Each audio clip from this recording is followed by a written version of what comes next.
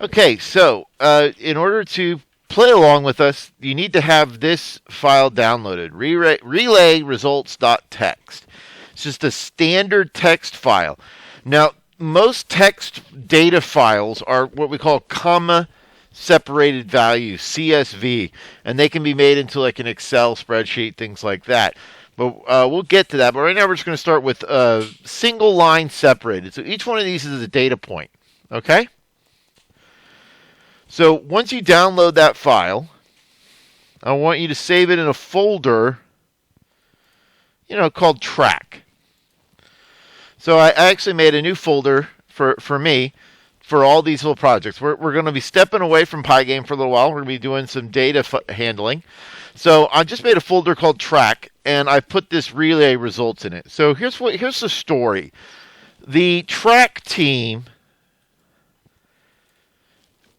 they want to get some data done on their relay finishes. And we're going to assume that maybe there's a couple different heats. I don't know. It probably can't be worse than 7. But I'm going to say that they could finish anywhere from 1st through 9th. And so we're going to practice doing some operations with this raw data. Each one of these lines is a specific race that they ran, and that's the result that they got. Okay? And we're going to use Python to analyze it. This data set's not that big, but we could and we will look at some data sets that have thousands and thousands or potentially even a million data items in it. You wouldn't possibly be able to do all that by hand. That's why we use computers to do this, right? But I started with a small data set, so if we need to, we can go and check our work actually doing it by hand, and then we can see, okay, that's we're getting that right answer. Then we'll take these same techniques and we will look at some data sets that are, big data, All right, so in that same folder where you save your results, that's where we're going to save our Python file. Okay, so what I want you to do is make a new file, and you can go ahead and save it. We're going to be saving it in our folder called track, and let's just call this. I'm going to call this relay. Relay results is the name of the text file, so let's just call it relays. There we go. You can call it whatever you want, though. All right, so what we're going to do is we're going to open a file. All right, so we're going to say, I'll just call it file. And this is a built-in function, so you just say the name of the function, open. Then we're going to give it the file name. Now, we could give it a path, like if we had to change directories. But since we're saving our code in the same folder that our text file is in, we just need to put the name of the file, which is relay_results, and then all files stored in a computer have what's called an extension, and that's a period and then the extension, like doc for Word documents or txt for text documents, okay? All right, let's take a look, and what we're going to do is we're simply going to press run. And we're going to do a lot more as we go on, but I wanted you to look at a little bit of what's going on here. So we're going to turn on the variables viewer. And you can see that we have a file variable. And you can see that there's something about, there's a lot of stuff going on here. So first of all, the file type is called an io.textio wrapper. Don't need to worry too much about that. I just want to tell you what I/O means in computer science. It means input-output. So Python is, they call it batteries included. A lot of things get done really easily for you, and this is one of them. They've made reading files so easy because it automatically detects what kind of file it is and opens up the right kind of file reader for it, which I just think is wonderful. As you can see, this is a text file, so it's using the textio wrapper object. And you can see that this file has a couple of properties. It has a name, it has a mode, and it has what's called the encoding. Now, encoding is important because if you write the text in one type of coding, you need to be able to decode it with that same kind of coding. So we're not going to get into different types of encoding, but think of it as like different fonts almost for the way that you type up files. So the mode here is R. When we are writing a file, we have to set the mode to W. We could also include mode equals R. We could do that here in this, where we'd say mode equals R.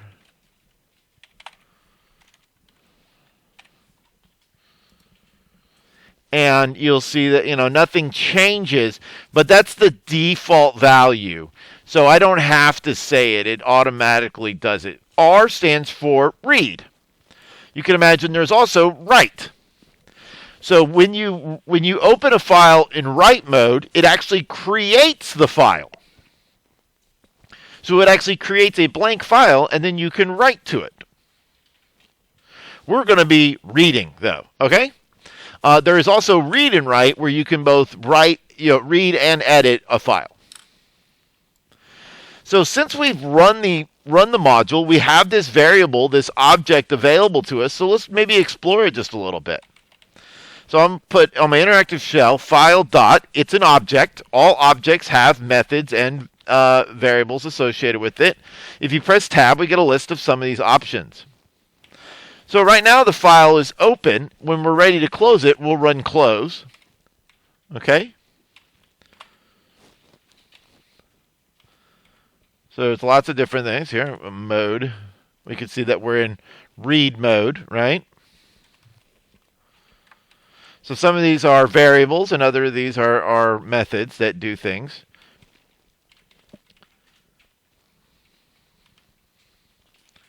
So when you get to underscore stuff, that's stuff you shouldn't usually call directly. That's stuff that they do for you. So you can see we have a lot of different things that we can use. One of the things I want to do is read. So let's go read. It's a method, so if you don't put that on there, you say built-in method. And we remember from Turtle, when we dealt with methods before, that methods have to have parentheses, just like functions. And there you go. It has read our file. Isn't that exciting? Doesn't it look exactly like this?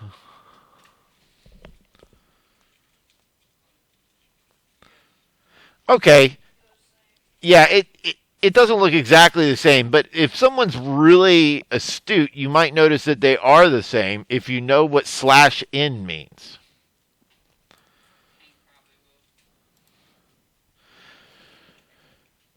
/n means new line. Let's run this file again. And instead of just saying file read, I'm going to say print file read. Now it looks the same, doesn't it? So the /n, we need to understand that when you press return on a keyboard, and if you've ever played around with this in Word documents, you can actually turn on the kind of hidden characters, like in a Google Doc or a Word document. You can actually see that the return character really is a character. Just as any other key on your keyboard, be it the $, the pound sign, the letter K, they're all characters, and they even have a special what are called Unicode associated with them. Where you might be familiar with Unicodes from emojis. These different, smiley faces have different Unicode characters that they're stored in. For example, the number 0 has Unicode 48. Lowercase a is 97. They all have a special number associated with them. And the new line character is, I can't remember what its Unicode character is. You can look it up and let me know. So yeah, when we read that file originally, we shouldn't be surprised to see a bunch of /n's. Now we can use this /n anytime. Like I could say, print hi /n, how are you? And you'll see that /n made a new line because that's what it does. If I store it in a variable,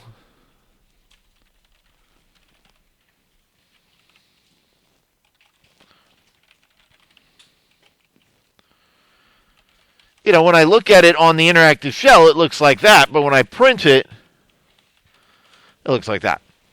So there we have it. Now, I can't really do anything else with the file right now because I have to rerun it. Because once you run and open a file, okay, so I'm going to say print file.read, and then I'm going to do that again. Watch what happens. Nothing. Because I'm done reading the file. So once you read an entire file, it's read. You have to open it again, which means you have to close it first, usually. All right. So that's kind of the basics between opening and closing files. All right. Our goal here is the track team would like us to find, first of all, what is the average place that they're getting. So to find the average, or the arithmetic mean, we need to add up all of these different numbers and divide by how many there are. Okay? So we're going to say 4, and we're going to use a for each loop. I can say for line in file.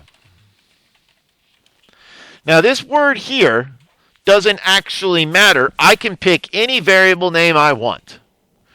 But since it's going to do this every line in the file, I think it makes sense that I would call it line, right? Okay. Oh, I forgot something. I need to add all these values up. So in order to add them up, I need to have something to add them to. So I'm going to make something called total. All right? And I'll start at 0.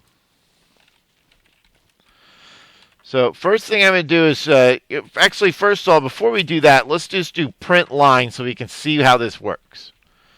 So I'll say, and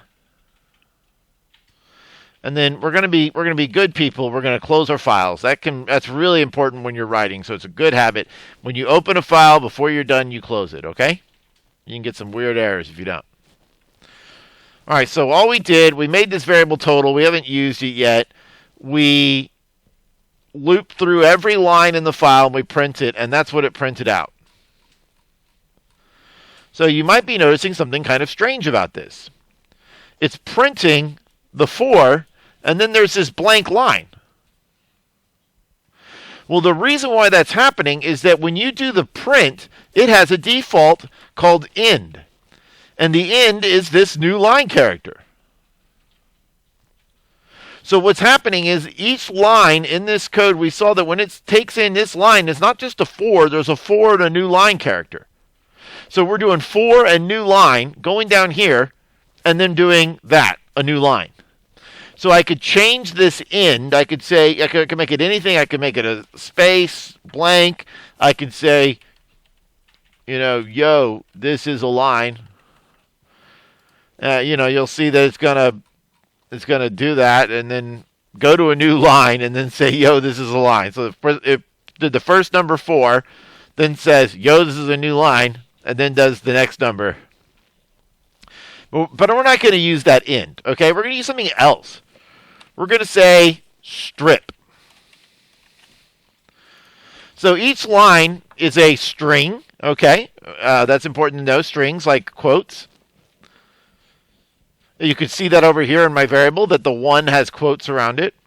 All right. So when I strip, what that does, you can tell it in here what to strip off. But strip is a method from strings that removes any trailing white space or leading white space. Let me demonstrate that more clearly here on the interactive shell. So say I have word equals blah, blah, blah, blah, blah. Hi, how are you? Blah, blah, blah, blah, blah.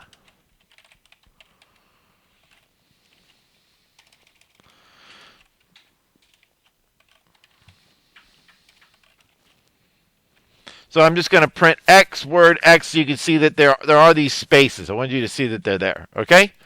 Now remember, when you print several different items in a print statement, it automatically puts a space in between each one, so I'll still have that. But when I say dot strip, it's going to strip away all that excess stuff, okay? From the front, back, but it won't touch the stuff in between. And then the print puts that extra space there. So that's what that does. So it also removes new characters. So if I put /in, that's considered a white space character. So you can see that when I do print word, I actually did print that extra line there. So it printed, went to new line, did that, made that extra thing. But if I do print word dot strip, then that doesn't happen because it strips off that. Got rid of all that extra space in front and back and that new line character. So that's why I did that print strip there. Okay? So that now we're running through all those files. What I want to do is want to add them up instead though. Okay? So we're going to take total plus equals the line. And this is going to be a really fun error, but I want you to see this. This is not going to work. Let's find out why. Error. Total plus equals line. Well, first of all, look at what the line was. I'm trying to add the 0 plus 4/in. 4/in is not a number, right? Well, actually, the /in is not a problem. We could do the line dot strip to get rid of that /in, but it's not going to fix the fact that the line is a string. Do you see the quotes around the 4/in? We need to convert it. If you're converting something to a string, you use str. If you're converting something to a number, you use int for whole numbers, float for real numbers, like, with decimals. So we're going to int it. Now this inting should take off the /in as well. So it will handle that for us. Now you can see that I've got a total of 172. That is all of those numbers added together. Okay? But they wanted to know the average, right? They want to know the average value of the of all of these things. So when we find the average, we have to add them all up and then divide by how many there are. So I'm going to make a count. I'm going to say count equals 0. Okay? And then for every line, I'm going to increase count by 1. And you can do file.close at the end of the file, but I'm going to close it. At the end of the program. I'm just going to close my file though as soon as I'm done using it. I'm going to print out the total divided by the count. And there we go.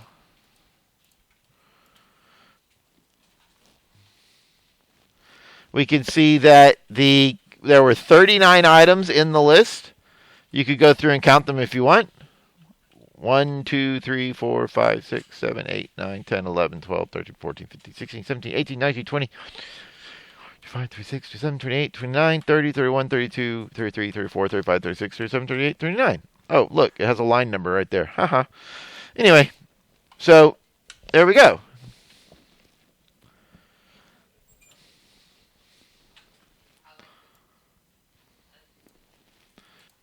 All right, so what I'm going to give you is a bit of a challenge. I would like for you to write a line of code that prints out how many times the relay team got first, how many times they got second, and how many times they got third. So if they got first 6 different times, second twice, and third once, you're going to print out first 6, second 2, third 1. Label them like that. You can print them on separate lines. You can also print. Remember, you can, if you do something like this. If I have a variable called num first or something like that, I can say print first. You have to string it because it'll be a number, right? But you can also just do this, and Python will automatically convert the numbers to strings. So that's your challenge. I want you, for those of you playing along at home, I want you to pause the video and try it, and then we will go over our answers. Okay, so here's my solution. I'm not saying this is the only solution. I'm going to call this num first. I'm going to call this num seconds. And we need the number of third place. All right, so I'm no longer counting up a total. I'm going to say if.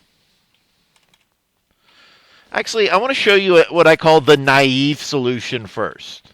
So I expected some of y'all to have some difficulties with this, and I want to go over a couple different mistakes you could make.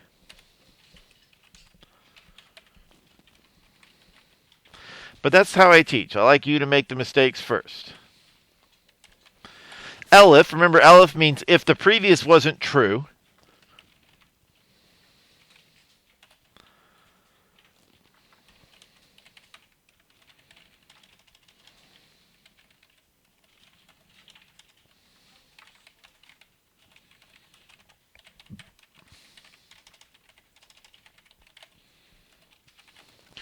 So what we're asking is we're simply asking if the line is equal to 1, we are going to add 1 or increase by 1. That's what the plus equals does, our count of the number of first.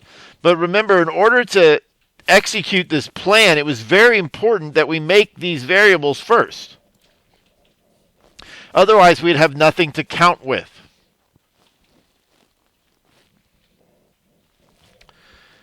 But this is not going to work because I'm comparing a string to an integer. So what I need to do is int the number. Like that. Once I int it, then it's okay. But there's that issue again about the importance of inting the line.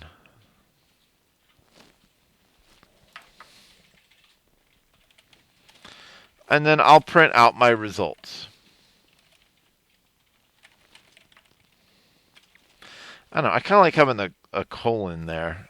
I think that looks nice.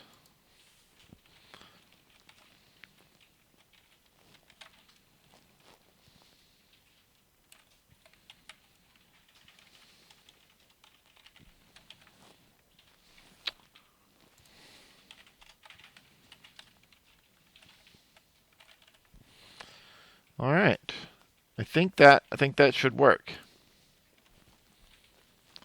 We run the program now, and we can see how many we have of each one.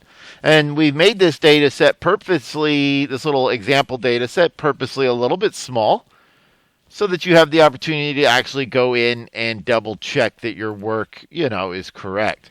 But keep in mind, in reality, when dealing with data like this, we're using a computer because the amount of data sets that we will be dealing with are so much bigger than you would normally be able to process by hand. So if you want to go in there and count that and see if there are indeed 4 second places, be my guest. I'll go ahead and do it. 1, 2, 3, 4. And that is all.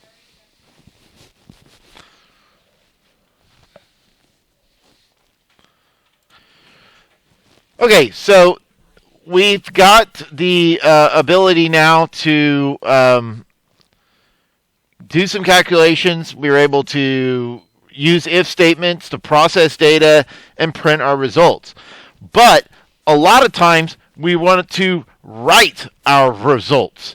And we may not even be there when it runs. I can remember in college to this day writing programs to solve math problems that would take hours. And so we had these supercomputers, which, I'm not so old that a supercomputer isn't still pretty super. They were they'd be pretty super even today. And you would book time, and you would go there and you'd run your code to solve this math problem, we would have it write to a file the answer, and then you booked an evening, you set it, and then you went back home and you went to bed, and you hoped, for crying out loud, you didn't have an error in your code. Then you would come back the next day and see the results. So with that in mind, what I want to do is I want us to practice writing our results. So let's do that.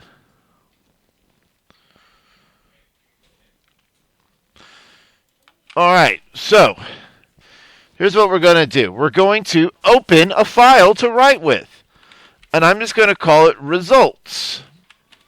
It's a file, and we need to give it a name. So we'll make it a text file. We'll say results.txt. Now, I should probably play with some of these extensions, and we could see what exactly do we need to put there for that extension to make this work. I think there's a lot of different things we could use. So I'm opening a file, and earlier we printed all our results. Now we're going to write them. So results.write, and let's do first place finishes, and then what we could do now is then say results.write num first.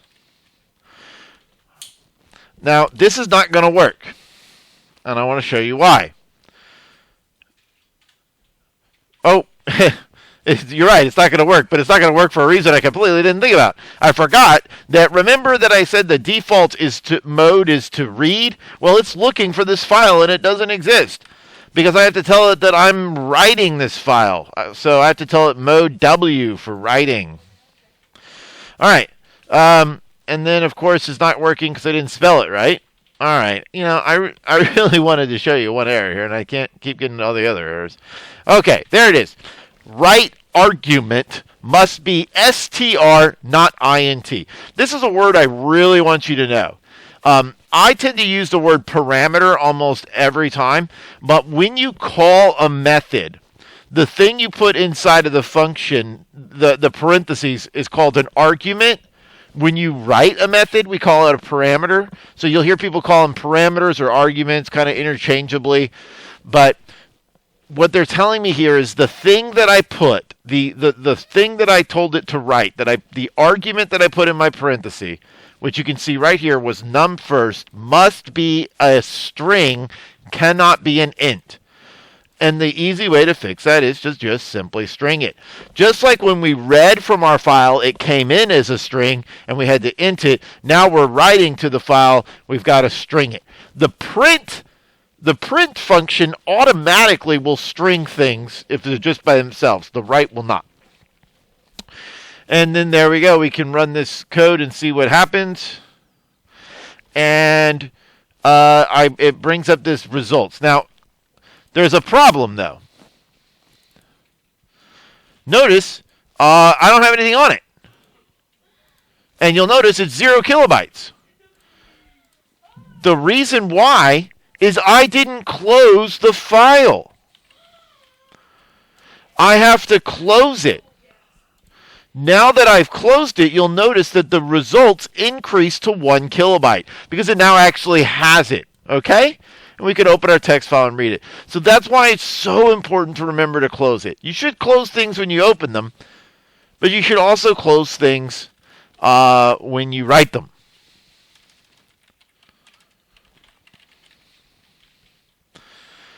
One other thing I want you to notice, look at where this results appears in the line. Look at the formatting. So notice that the formatting has it right here in line with it. I wonder if I can zoom in on this. I bet I can. Oh, there it is. File zoom. Control plus. All right. So it's right there on the same line, even though I wrote them on different lines. I could use what's called string concatenation, and I can do all this in one line. And in fact, I think I would prefer to. But if I want to make this go to a new line, we'll have to figure out how to do that. Let's go ahead and print our other results as well, or write down our other results. So second place finishes, we'll do string number seconds. And we'll do this again. Third place finishes. And I'll string the number of thirds. Okay, so I've got all of that. Now, when I run this function here, you'll notice that they all kind of run together. So how can I make it to where these appear on separate lines? You know? What do I need to add? /n, that's right. I need to add the new line character. I'll even add one there just for fun. Well, I don't really need to, so I guess I won't. Now, when I open up my results, you'll see that I have them on 3 separate lines. Okay? And we could then, email those results back to someone after they ask us to perform these kind of calculations. And that's basically it.